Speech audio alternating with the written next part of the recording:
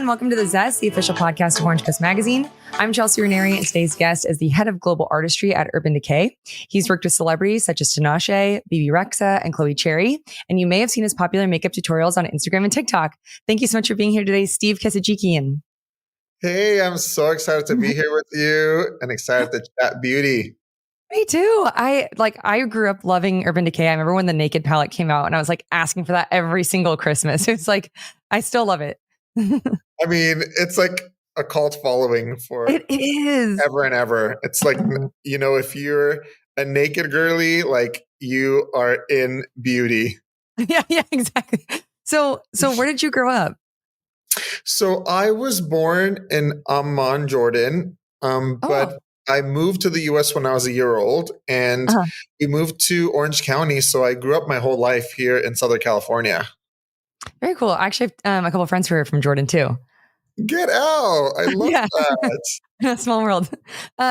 So I can kind of remember when I first started really getting into makeup, like middle school, I would like sneak home like blue eyeliner from Walgreens and stuff like that. Do you remember when you were first drawn to makeup? Yeah, I always had a fascination with it because of my mom.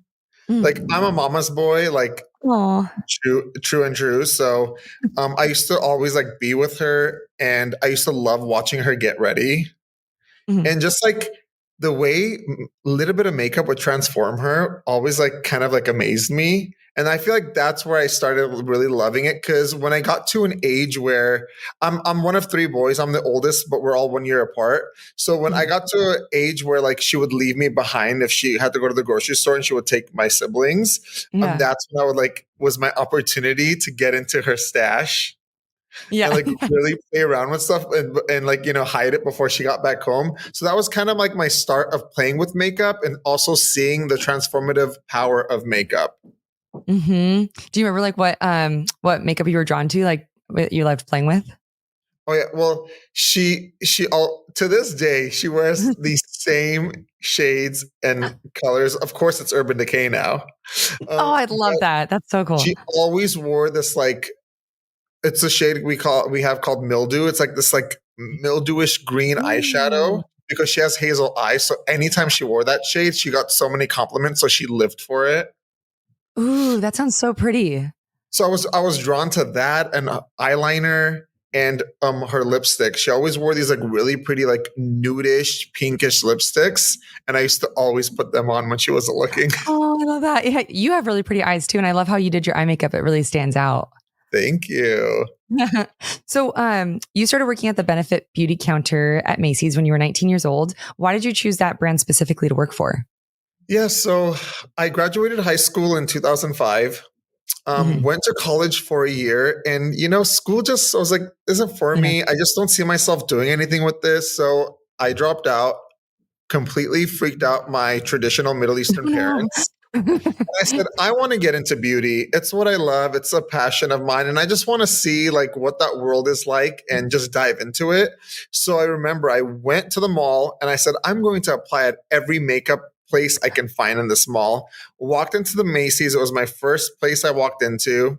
And I kind of looked around, and MAC was always like, wow, like incredible for me, but so intimidating. Oh, interesting. How come? I knew nothing about makeup or didn't really have a lot of the experience. So to me, I was just like, okay, I cannot start at MAC. That's where I get to, but that's not where I start. Because everyone at that counter, you know, we're talking 2006. So, you know, everyone at that counter, I remember. Like, beats and like just had a persona, and I was just like, okay, I'm not ready for that. But I looked around and I saw, you know, there was Chanel and Lauder and Clinique and like a lot of these like traditional brands that didn't really fit my vibe, because I was like, you know, still trying to figure myself out. I was newly like came out in senior year of high school. I was starting to get tattoos, and I look over and Benefit, just like everyone was kind of young and they were playing music and having a good time, and everyone had like kind of a different sense of style than the other makeup counter. So I was just like, that kind of seems like a fun fit for me. So I approached the counter and I said, hey, I'm interested in working for this brand. Are you guys hiring? Their business manager was there and she said, are you available to audition? I need you on the floor for 4 hours. Because back in the day, they used to audition you for a couple hours. 4 hours? Yeah, which they don't do anymore. for I'm sure legal reasons. Yeah, yeah, yeah. But yeah, and I was just like, yeah, so literally put me on the floor, showed me a couple things, and they were like, we just want to see how you work with people and like how you can get people to sit down. Yeah. And yeah, so I did it, went great, sold product. I was like BSing it the whole time, you know? But I'm a huge people person, so it was like fun for me to do that. And yeah, by the end of my audition, I got the job. Wow. And so they were like, you know, we're gonna go ahead and offer you a job. We'll get like your paperwork together and all of that. And yeah, 2 weeks, and then 2 weeks later, I started. So it was literally the first place I went to, the first place I applied at, and I got the job. So I felt like the stars were aligned for me that day. Yeah. That's so nice. It always looks like so fun working at a makeup counter. Do you have any favorite memories that you can share of working like doing that? Yeah, I think for me, the best part was like finally having like a community Yeah. where like I learned so much because again, I was so green and working at the counter. One, you make so many new friends, right? I just built like this new friendship and kind of started having a better understanding of the industry. Mhm. And, you know, I always assumed like working at a counter, I'm like, oh, it's going to be so fun. We're just going to do makeup all day and hang out. Yeah. But I really got to understand that it's a business. Mhm. And of course, you do makeup and you have fun doing it, but at the same time, it is a business. So you have to treat it as one too. So I learned a lot. I learned how to hustle. I learned how to, you know, elevate my skill set, how to clientele. But I think what I took from it the most was the community and the friendships that I made, which I'm still friends with so many of those people to this day. Oh, I love that. So how did you come to start working with Urban Decay? So at Benefit, I was there for about 2 years. In 2008, Urban Decay was launching in Macy's. Mm. They had just launched their first counter at South Coast Plaza in Costa Mesa, and they were Mhm. looking to open up a second location in Southern California, which was at the location I was at, which was Macy's in Brea. Oh, cool. And not knowing that a lot of people from Urban Decay at that period had come from Benefit because our current CEO at the time in 2008 was the prior CEO to Benefit. Whoa. So they were in Macy's kind of scouting to see if they wanted to launch in that store because they didn't know which location they wanted to open up for as their second counter. And I actually pulled one of the women thinking she was a random customer to ask her to try something. And she was just like, oh, I used to work for Benefit and I love that you're trying to sell it to me. She goes, what's your name? And we started talking. She goes, you should come work for us. And I was just like, who is this lady? And then I was just like, you know what? Urban Decay always seemed like such a fun, edgy brand. And, you know, it Yeah. was, again, I was getting tattoos at the time, and Urban Decay was all about show us your tattoos, be wild, like express yourself. And we love men in makeup. So no other brands were doing that at the time. Oh, wow. So I was just like, you know what? I got to take a leap of faith. And they kept pursuing. And I just was like, you know what? I'm going to do it. So I went in, put in my 2 weeks, and 2 weeks later started with Urban Decay at the counter, which was like such a wild time because even though Urban Decay at that time had been out for like 12 years, it was still not a super massive known brand. Yeah. I'm trying to think when I started really getting into it. I think, yeah, probably around 2008 in high school. Yeah, I mean, like it's crazy. Like it was a glass casing with our Uh-huh. products in it. And that was our counter. Like we Oh, had what? 5 liquid foundation shades, 2 concealer shades. The darkest was me tan. Like we had 2 brow pencils. Like it was like one makeup was so different back then, right? But Yeah. it was like it was such a like indie small brand. Hmm. Yeah, I remember their mascara. I was like obsessed with that.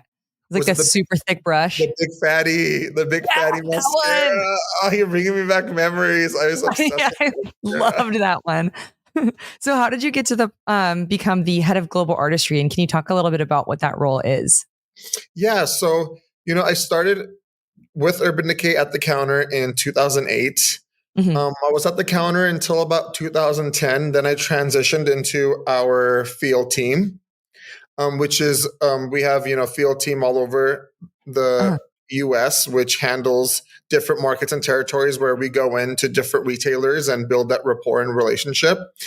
So I oh, did that for a few years. I did that with Ulta, then Sephora. And then in 2014, we were launching freestanding stores, which was a new adventure for Urban Decay. uh-huh. And so they pulled me aside and had me kind of jumpstart that. So I took over that realm of our business. Mhm. And then in 2018, they were like, "Hey, can you come chat with us?" So I drove to the office and they were like, "We feel that the brand really needs to have a different like point of view when it comes to artistry, and we need to elevate that category. And we think you'd be a great person Oh, to represent that in the brand, and we'd like to offer you a global artist role." And I was just like, "Oh my oh god, like my what?" God. And it was just crazy because I started off doing makeup at the counter, and then my path kind of took me through the business route more than artistry and education.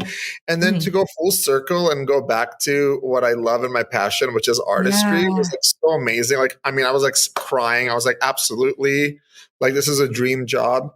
So Yeah. now, flash forward to now, I'm head of global artistry for the brand. And I think it was really cool for me at the time too, because there wasn't a lot of male figures representing like big brands like Urban Decay. Hmm. A lot of brands artists were female, so I thought that was like Yeah. so cool too. Especially me, like Middle Eastern gay boy. I never dreamed of like being a face of Oh, such a massive brand. So it was yeah. just I couldn't believe it. I was like so honored. So in my current role, I work really closely with our social team to create content for the brand and also for our retail partners. I help Mhm. launch the brand in different countries and then also Oh, go and cool. support those countries too for our retailers within those countries, specifically like Australia, which is a Mecca, which it's like Mecca's like the Sephora of Australia. Oh, cool. I didn't know that. And then I do all media and publications on behalf of the brand. Um, I help host events, host seminars. I go to New York pretty often to do desk sides with editors. So Oh, what's basically, that? anything face forward, I'm a part of, and always like little projects. Anytime we work with celebrity talent, I'm honored to get to do their glam. So it's Yeah. honestly a dream job. I get to do what I love, meet amazing people, and travel the world. Like I don't like Oh, what so is cool. this Yeah. real? Oh, so in Tinashe's makeup in that photo, oh my God, so gorgeous. I mean, she is like perfection and the Yeah. sweetest person.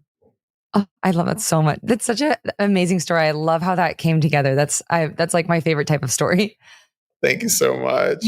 of course. Okay, so I have a couple questions about TikTok. 'Cause I absolutely love your TikTok page. And there's so many different trends that go around. So I've seen, trends where they're talking about you need a liquid blush and then also a powder blush and then all these other products. If you were just to pare it all down, what are three Urban Decay products that you need for like an everyday look? Okay, so I would say a 24/7 pencil, whether it's an eye or a lip. Mm. I'm obsessed with our 24/7 pencils. I feel like they're kind of like sleeper products because Uh-huh. you can, I mean, one, we have a array of shades, so that any color you want, we have. Two, I love using them as a liner or even just like all over smudged as a shadow. So it's like fast Ooh. and easy, and they don't budge. And Oh, fun what? hack, you can like break the tip of the pencil off and add just a little bit of eyeshadow primer potion and you make an all day creaseless cream shadow. Whoa. My Oh, favorite that's a thing good to tip. do, especially like to use as a base if you're going to do like a smoky eye or a colorful eye. Yeah.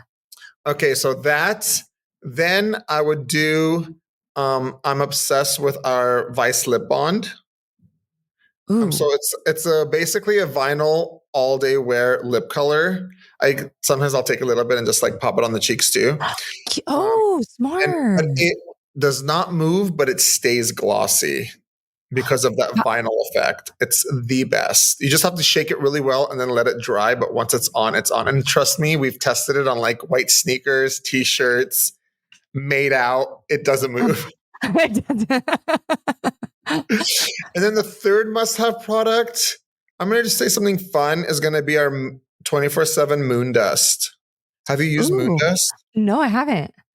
Moon dust is like the most gorgeous three-dimensional glitter.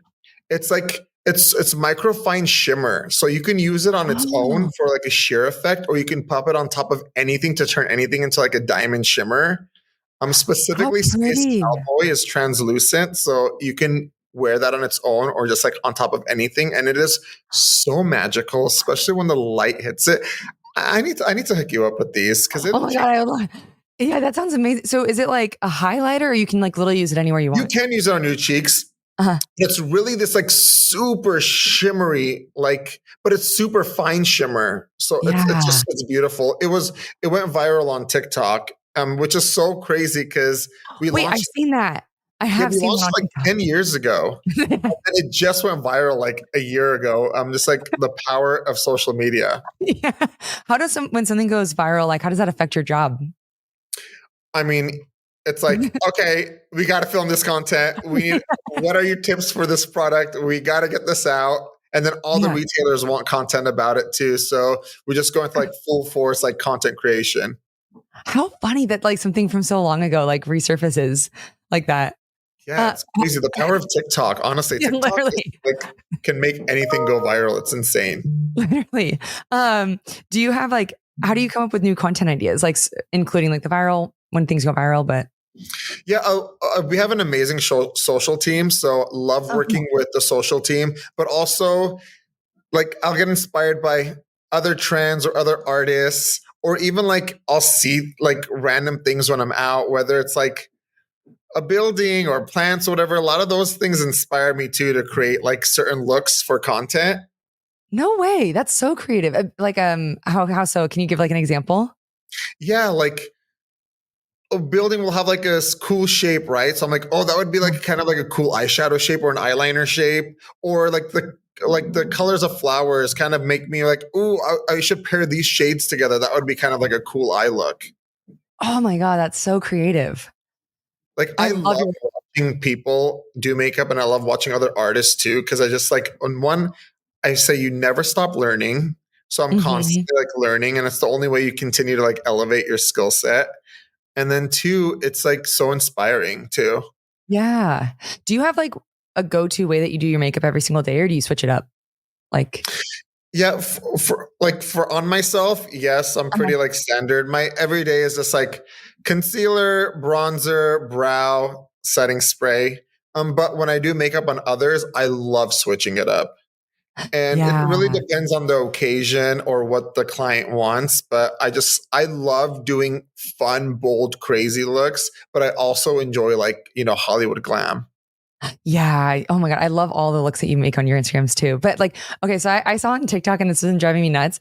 There's like debate about blush placement. Like I saw you're supposed to put it like up high on the cheeks, but then I saw makeup artists say, no, you're supposed to put it on the apple of your cheeks because that's where you would naturally blush. Mhm. Like, where do you like putting it?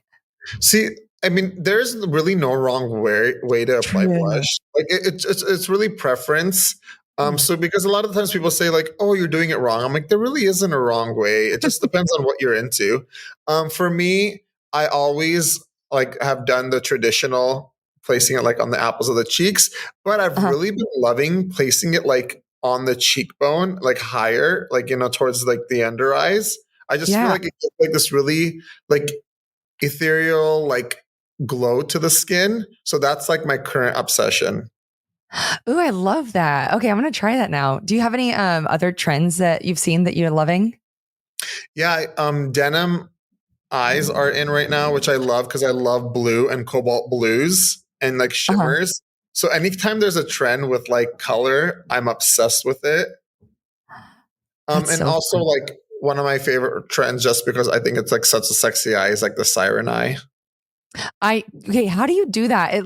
Do you have to have a certain eye shape for it or can anyone do that? No, it's really just pulling everything out.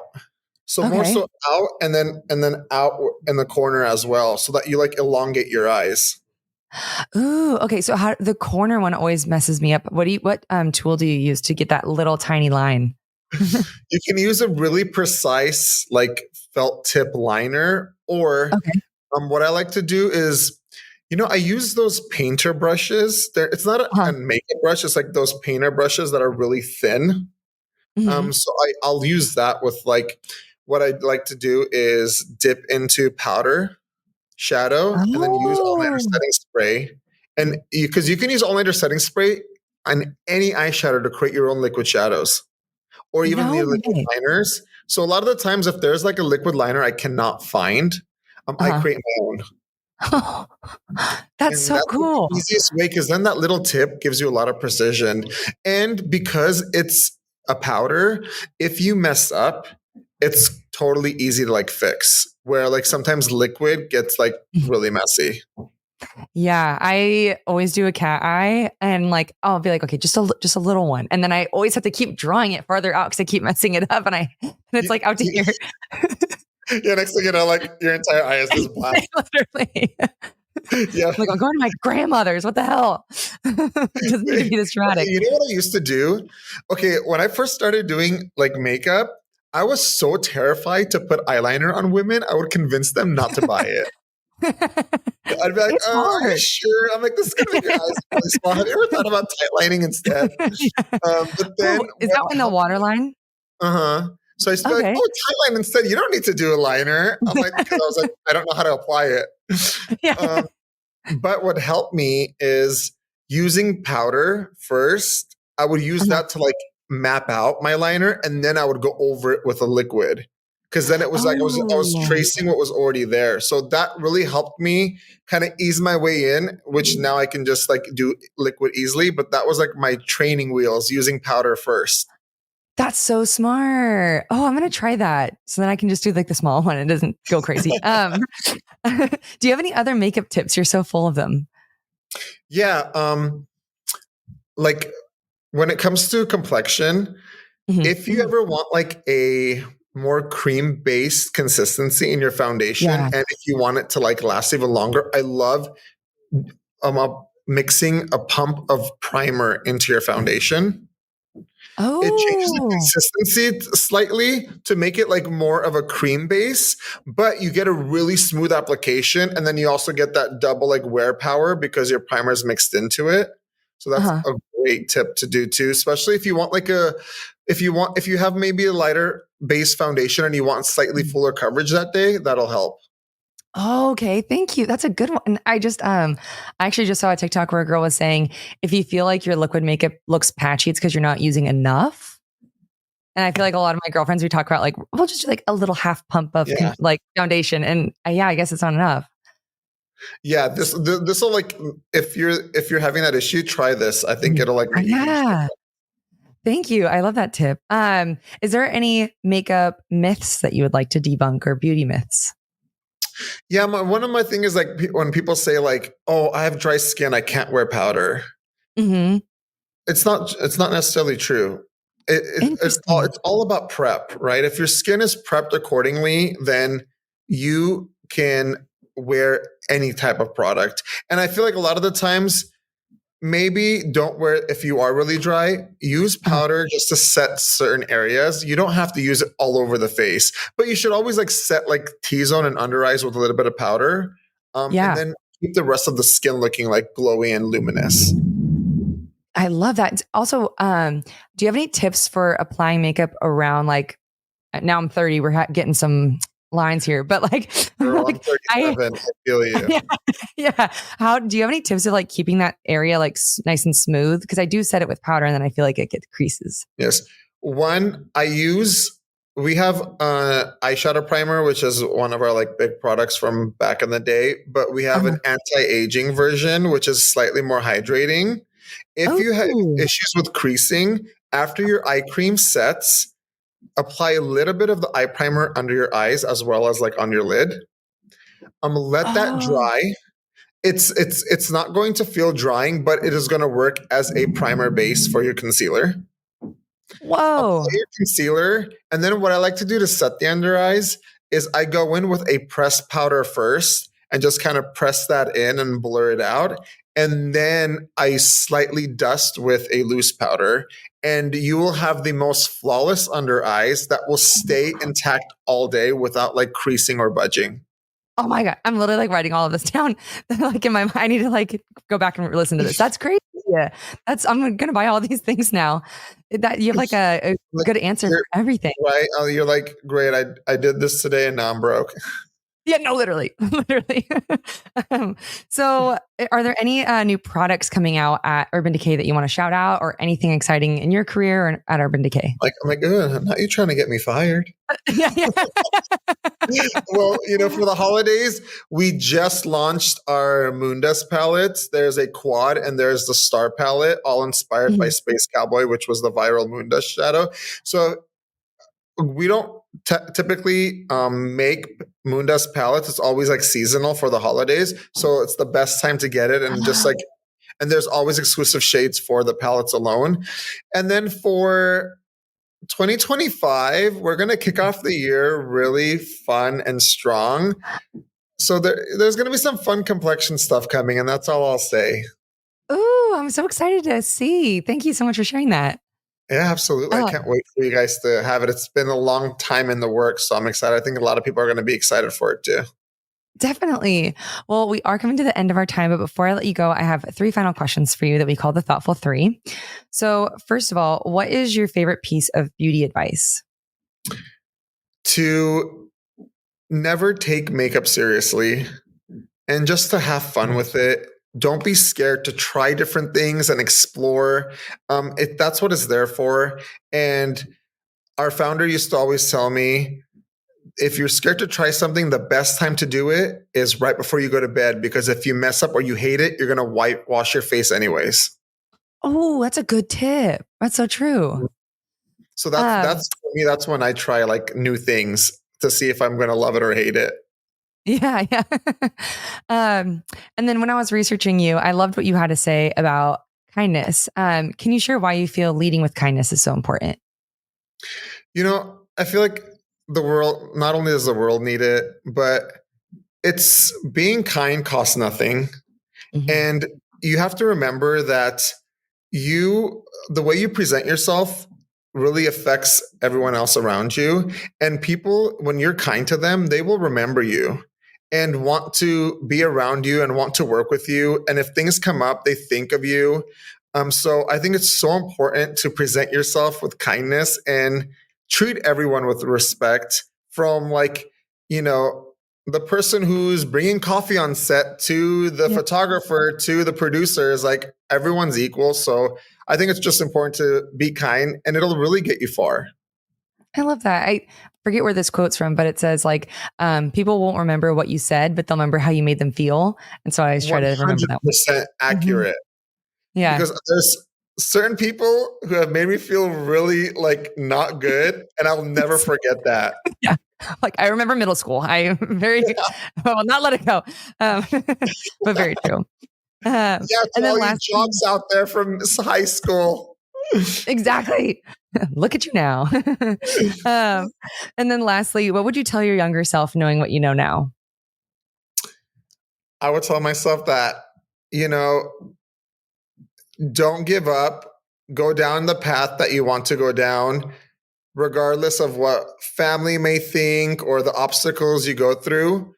Be open to new opportunities, even though you might think that they're not going to take you on the path you want to go down. Be open to new experiences. And number one thing is to enjoy the journey, because it's going to get really good and you're going to be living your dream. So just be patient and enjoy it while you're going through it.